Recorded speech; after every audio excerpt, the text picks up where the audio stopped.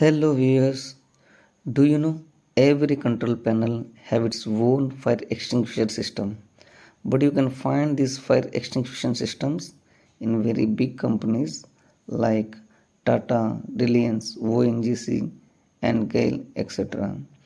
This system has mainly connected with four equipment. First one is pressure gauge indicator and monitoring and sensing alarm unit.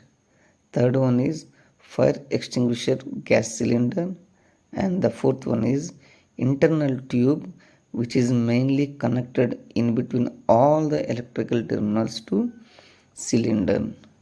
And the main function of this fire extinguisher is, if any fire occurs inside the panel, then the red color tube will completely break or destroyed. Then the gas inside the cylinder, which is come out and will clear the fire. If you see the gas indicator, there you can find 3 to 4 kg of pressure, but whenever the fire occurs, the entire pressure will comes to zero and it will give the alarm in the sensing unit to identify the fire. Thank you.